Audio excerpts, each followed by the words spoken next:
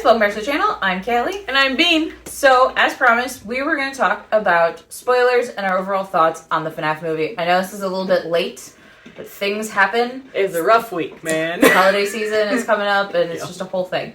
So, but we've had some time to sit, think, and absorb what we watched. As well as watch other reviews and other thoughts that have happened with the movie. So, we're going to start this off without any spoilers and kind of go over just general thoughts, and then we will get into spoiler territory, but we'll definitely let you know beforehand. We'll have a little thing up that'll say spoilers or something like that. I don't know. Something to that avail. So we saw it opening night. We did. Saw a lot of kids in costumes. It was great. Honestly, it was really funny. So John and I got there a little early, and there was a whole group dressed up like Freddy and the gang, and they kept trying to sneak up on people, and... the Freddy was like my height, so he was not a big child. I'm only 5'2", all right, so he was maybe 5'4", and he tried to sneak up, and I just turned around and went hi, and he just went. It was really cute, but there was a bunch of teenagers dressed up. It was really cute, honestly. I know that the theater we went to had like food specials and stuff, one for each of the main Freddy gang. Yep, and you could get a Fazbear pizza if you wanted to. Yeah, there was we did not. There was like a Foxy had. I want to say Foxy had like Chica had a hot dog, and Foxy had popcorn or something. Like each one had something. It was really kind of cool. I didn't get any of them. No, but I'm broke, man. But no, it was really cool, and it was really cool to see just how many people were excited about the movie. Our theater was relatively packed. It was, and it was the third showing they had. Yep. In that afternoon, that evening, like within 3 hours of each other. Yeah, we saw the latest one, which is the 9:30 show, and we saw it in the theater by us has like normal size movie theaters or screening rooms, but we got tickets for the biggest room, so it was the biggest screen, had like a whole terrace. We were on the main level though, which was I thought we had really good seats. Oh yeah, you're welcome. To be fair, they were one of the last seats when I bought the ticket. Which is funny, because there were quite a few actually open. So a lot of people, I don't know if they just didn't come or if they were waiting for people to buy it when they got there. I don't know. But yeah, overall thoughts, I really liked the movie as a whole. I mean, it was a FNAF movie, so there were certain expectations I had going into it that were met/not met, depending on the expectation. Very true. But overall, I thought the movie, it was fun. You definitely don't really appreciate it if you're not a fan of the franchise. I'd almost go so far as to you definitely wouldn't appreciate it as much if you weren't a fan also of watching people play it on YouTube. Yeah, you have to kind of be in that sphere. You need to be in the fandom to really fully appreciate what they did with it. I enjoyed it as well. I would go so far, I would give it like an 8.5 or 9 out of 10. I really enjoyed this movie. I also don't watch a lot of movies, but it was good. It was kind of what I expected. There were a couple things I was looking more for that I didn't get. Yeah. There were a couple surprises. There's a couple things I still have not figured out how to explain to myself. But overall, honestly, I think for a movie based off of a game that is based on jump scares, they had a plot. Which impressed me, honestly. And a relatively, for FNAF, I would say a relatively easy plot to follow. Oh yeah, it wasn't complicated. I mean, it was convoluted, but it wasn't complicated. Yeah, I think that's the difference, is that convoluted goes hand in hand with FNAF. Everything's convoluted there. Yes. But it's not complicated. It's a very straightforward, thriller-esque plotline, honestly. That is the one thing, is I would not classify this as horror. No, not at all. It was 100% suspense thriller. Yes. Nowhere. I got jump scared once. I got jump scared twice, and it was not by something that I think was supposed to be a jump scare. Yeah. I think I will take that back. There was one graphic scene that I did jump at, but it was because I wasn't expecting it. I don't think any of us were expecting that. That's fair. It was just like, oh, right, this... Okay, then. It was not mentally prepared. It didn't jump scare me. I was more in the, like, I was more in the, I thought this was PG-13. That's where my head was. It went, huh, all right. Fair enough, I guess. Like, it wasn't bad. No. It threw me a bit. Which we'll talk about that scene later. That'll come in the spoilers area because spoilers. Yeah. Bigger spoiler on that one. Yeah. No, I enjoyed the story. The animatronics and the atmosphere was definitely 10 out of 10. Mm-hmm. The Jim Henson group, I mean, it was the Jim Henson Company. I knew they were going to be fantastic. Yeah. Like, they felt heavy. They felt real. The costuming was fantastic. Mm-hmm. That atmosphere that they had, creepy as fuck. Very much so. It very much reminded me of a smaller Chuck E. Cheese. We used to go to Chuck E. Cheese a lot when I was a kid. Yeah. And so if you know what that place is, like, there's the giant rat. So, I mean, I don't know. He might have been a mouse. I don't know. He was always creepy. So, I don't know. The whole thing was creepy. It's true. It kind of reminds me of FNAF a little bit.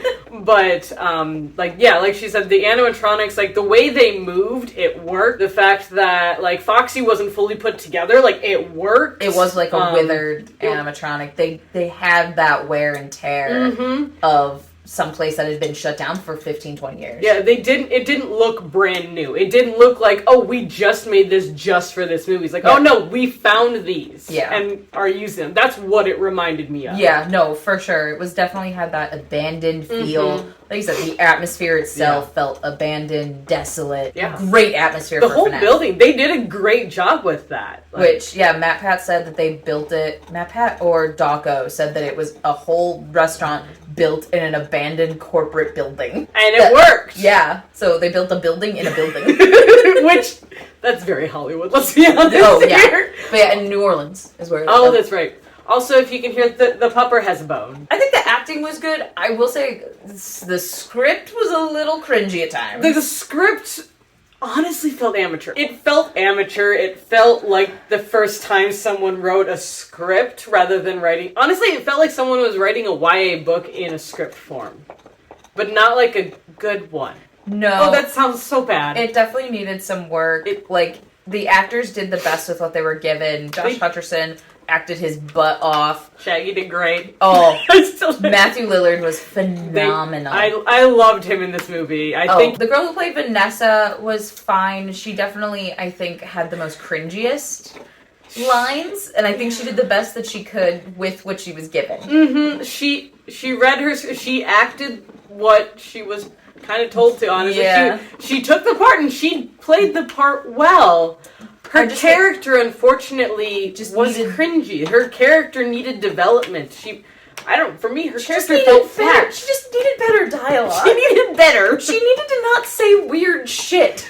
She said a lot of weird shit that every once in a while we'd just be like, We're like, what? Really, hon? Really? But then there was some, like, peak moments in the script that, like, were perfect homages to FNAF. So, I said the script could use some work, and I'm hoping that, I know that they've signed on to do a sequel and a third one, that they'll take that into consideration and write better scripts. Please. Like, everything else I'm kind of okay with, just better writing would be fantastic. Everything else, great. Fantastic. Mm-hmm.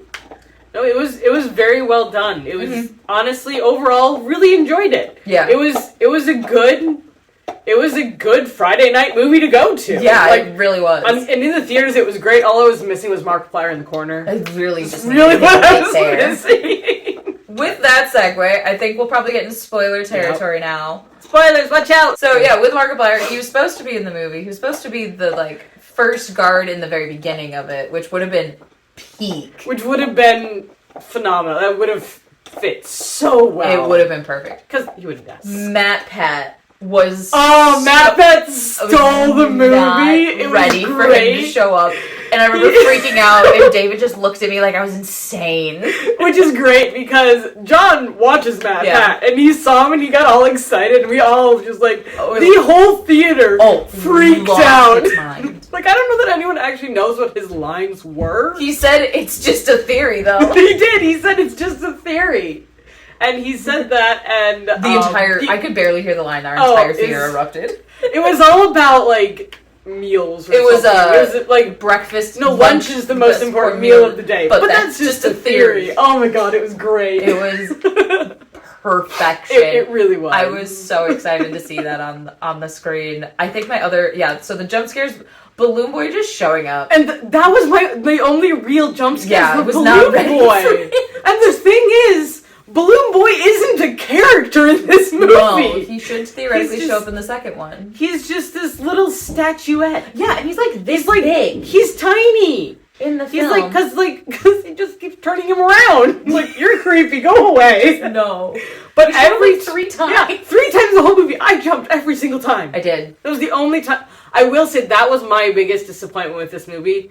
There weren't really jump scares. No. Because FNAF is jump scares. It is. And there weren't really any. And I think there were some definitely missed opportunities of, like, having Bonnie and Chica show up on, like, the windows of the office. That would have been... Mm-hmm. But I was watching a review today, and they made a really good point. Is part of the jump scare factor in FNAF is you don't see the animatronics move. They technically teleport. That's true. So seeing them actually move towards you gets rid of that jump scare factor. That's a good point. I will say, in one of the scenes where they're destroying the Freddy Fazbear's, you see Chica moving in the background, like, which walking was really cool. Oh, it was really cool. And, like, thinking about it that way, that was creepy. Yeah, like, it was creepy.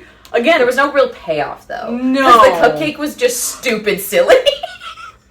I don't understand Cupcake. No. What is Cupcake? Chica also never really attacked anyone. She just set Cupcake on people. She did do that, but she is the one that took Abby to be put into the other Springlock thing. That's so right. She was That's right. So she was there, but it was Cupcake. And that confused me. Mm-hmm. Because maybe I'm wrong, but I don't remember Cupcake actually being a child that could attack you. And I still am not convinced that it is a child, because we know for a fact that the 5th boy is Golden Freddy. We do. We learned that at the end. But Cupcake doesn't make sense to me. It really doesn't. And all I'm I can think of... confused. All I can think of with Cupcake is that TikTok sounds like, get your dog, he don't bite. Yes, he do! That's all I can think of whenever Cupcake came on the screen. I do think Chica and Bonnie were very underutilized. Like, yes. I feel like I forgot Bonnie was there sometimes. It made me sad. Bonnie had a good moment in the supply closet. Very true. Oh, here he is. Yeah, Bonnie... That was the one scene, though. That's the only scene that I think Bonnie really had. There was the moment where Bonnie was trying to get Freddy to notice Mike sneaking around, and Freddy's just over on the stage janning. Freddy's having the time of his life, man. Bonnie's over here like, dude. He's over there. Do the thing. Over there. Do the thing. Do the thing. No. Freddy's over on stage, like rocking out. I think that was part of the thing, is like the animatronics were almost silly in live action. It was almost goofy at times. Which I was kind of here for, because like, it's a goofy concept. It worked. It really is a silly concept, honestly. I will say Foxy was my favorite animatronic. Foxy has always been my favorite animatronic. We got our running scene. We got our Foxy running scene. Which was perfection. I was so happy with it. Oh my gosh, and he was at a locked door, so it was so good. It was such a great scene. Yes. Freddy had one good moment with the bite, which I don't think no one in that theater was mentally prepared to watch that happen. We were like, oh, it's gonna grab her arm. It's gonna grab her and pull her in. Yeah. Nope. Munch. Bam, she's cut in half.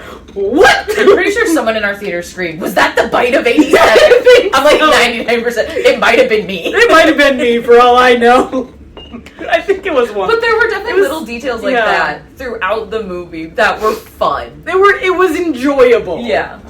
But it was also like, I don't know. There was a ton of Easter eggs where like you kind of had to look for them. Like I know I found, because I know I kept like trying to be, again, I just think of the TikTok sound of Leonardo DiCaprio going, that were there, like the entire where it said "It's me" on the mirror. Mm-hmm. There was that one. At the beginning, actually, there's a blackboard actually in the back for green board. Oh yeah, where it said like magician, puppets. They had dog. They had chick. Yeah. They had all of the different animals listed there. And I caught it briefly. I was like, cool. Yeah. There was also one that I caught early on in the movie when he's at the mall. The frozen yogurt is Chica's Magic Rainbow. Oh, that's what the ice cream shop one. Yep. Okay, since we're at the mall, I didn't like it. That mall scene, it didn't work for me. It was him just like it was very like, I get what they were trying to do. They're trying to set up that he is mentally unstable and that there's a lot going on in his life. He's very stressed. People taking kids. Yeah, but honestly, like, with the way that situation worked, he shouldn't have been fired. Granted, punching the man may have been a little overkill, but based off of what was going on, like, it definitely, to my eye, it looked like that man was kidnapping that child. And the thing is, like, if they went back and looked at the security footage, yeah, that's probably what it looked like. But also, the whole concept behind it just didn't really work for me. I needed something a little bit more... Unfortunately, I didn't care. That was what I was running into, is I didn't care. I would have rather about what was going on. Started at the career counselor's thing. I think that would have made more sense, and if he just read off, like, well, you did this, and then you did this, and then you did this. Keep a job because he's busy doing the whole dream theory thing, which was another big Easter egg, and I was surprised because that theory is very controversial in the FNAF. It's one of MatPat's older theories, that literally everything's a dream. So I was very shocked when that was one of the first things we saw. It said dream theory. I'm like, wait. All right, that's bold. Yeah, that's a choice. Yeah, made a choice there.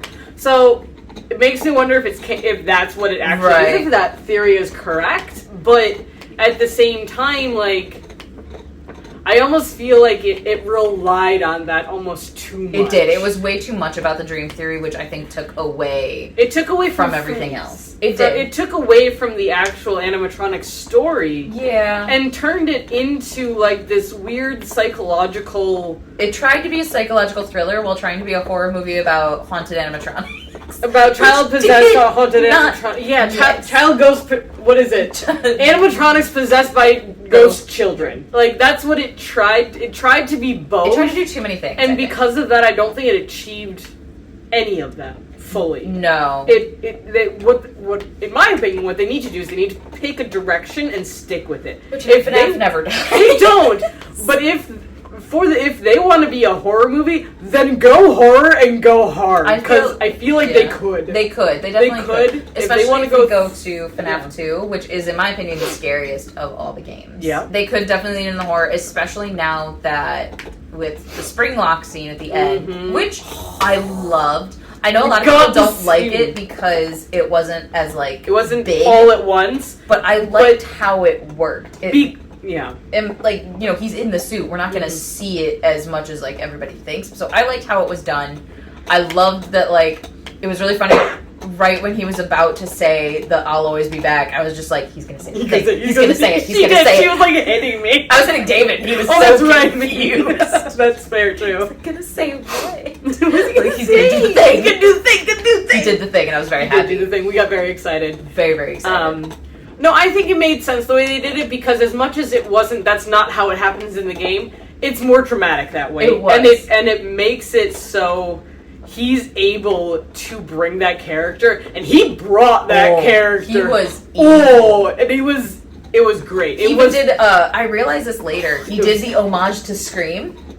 If you notice, after he stabs Vanessa, he swipes the knife like Ghostface does. I didn't know that. I did not recognize that. Because he was the original Ghostface, or one of them. Mm-hmm. But yeah, he did. I saw a clip of that on TikTok, and I was like, "Oh, he did the thing!" Like, it was this very small homage, but I appreciated it. I will say, I like him as a villain. Oh, 100%. He is a stellar villain.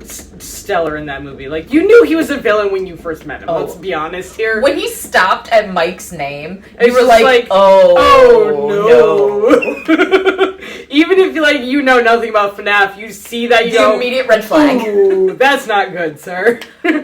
So I guess going off of that, what theories do we have for going forward? Because I have one of mine. I have the theory that they switch the families. So in the games, Afton's the one with the 3 children, and Henry Emily is the one with 1 daughter. I think they flipped them. I think so. So I think that Mike never said that their dad was dead. Their mom's dead. But Dad just couldn't handle it and something happened. I think Dad was Henry Emily, I get them mixed up. It's Henry Emily.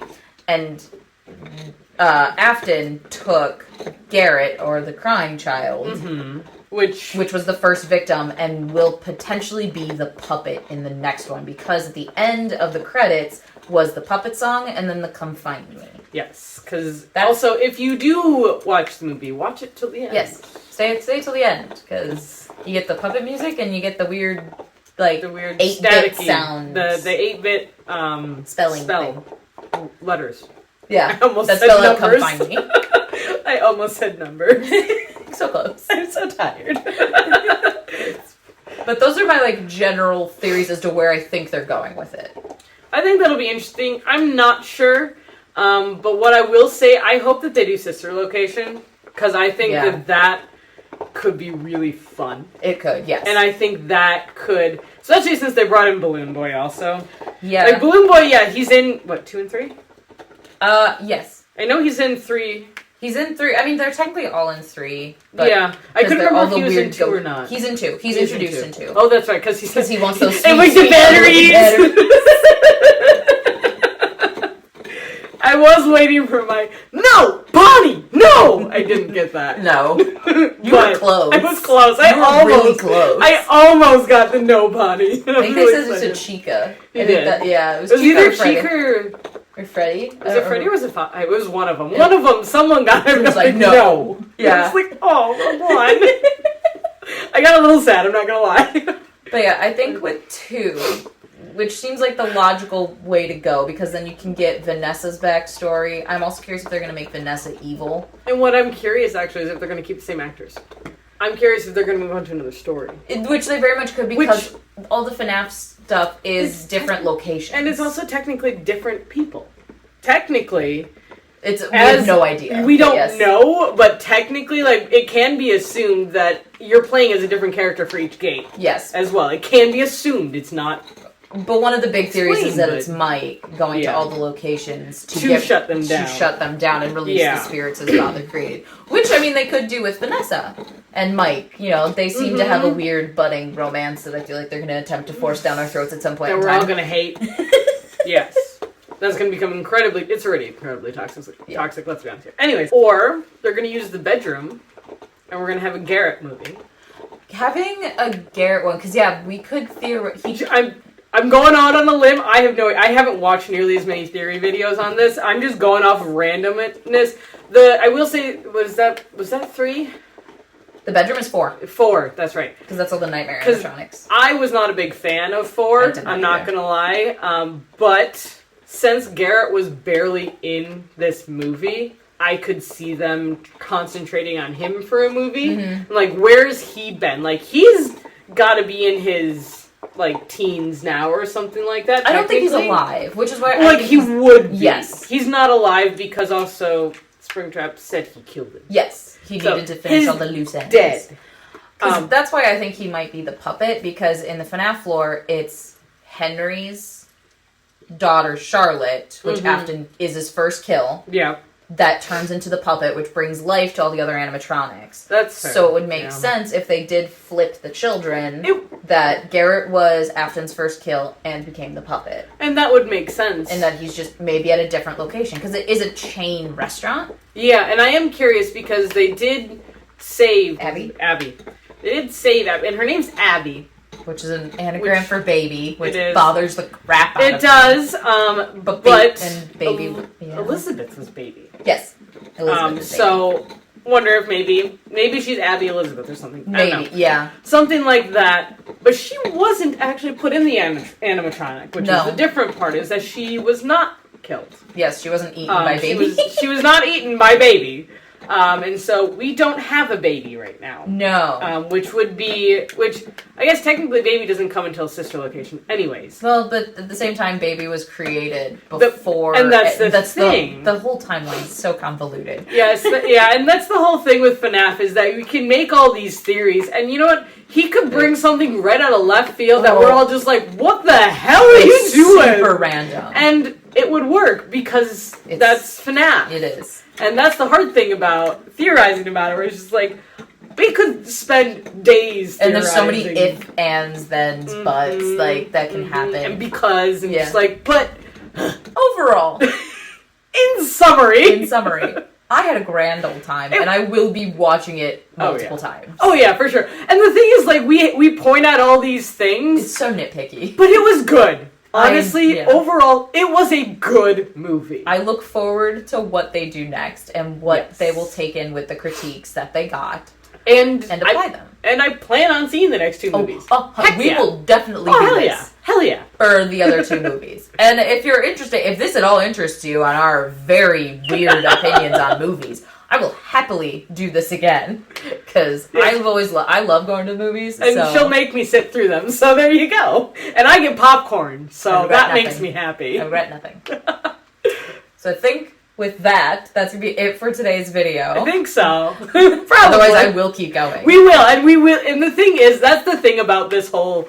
about the franchise, though, is that... it's just so much fun. John and I actually talked about this, too, is that this movie was made for fans. Yes. It was not made for the random person walking in off the street who's never heard of FNAF, who's never watched a game or played a game. Mm-hmm. It's not made for them. They made this movie for fans, and fans love it. Like, it is about to break 100 million, if not has already. And here's the thing with the movies now. Make the movies for the fans, and the fans will come.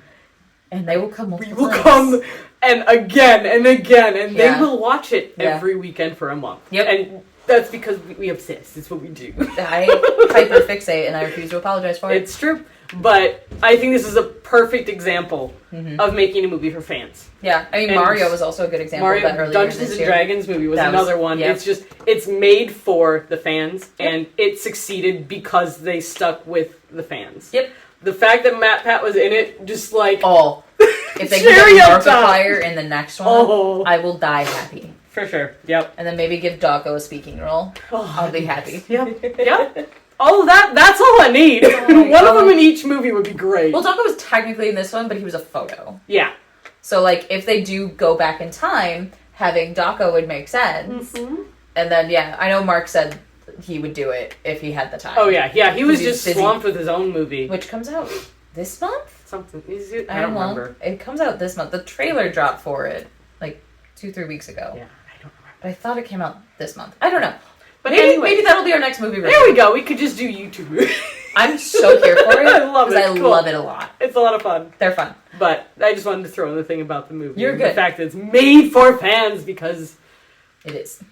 So with that, that's going to be the end of today's video. Please like, comment, and subscribe to our channel. We post occasionally. With the holiday season and work and school, we'll see you when we can. We're trying to do once a week now. We're trying. We're doing our best. We'll see how Thanksgiving week goes, because we're in the U.S., so we have Thanksgiving this month. Yes. And then we have the holidays next month, so we'll see how it goes, but we will hopefully see you next. Stick around. We'll be around. We'll be here. So, until next time, guys, stay safe, stay healthy, keep reading, and keep watching. Yeah! Bye!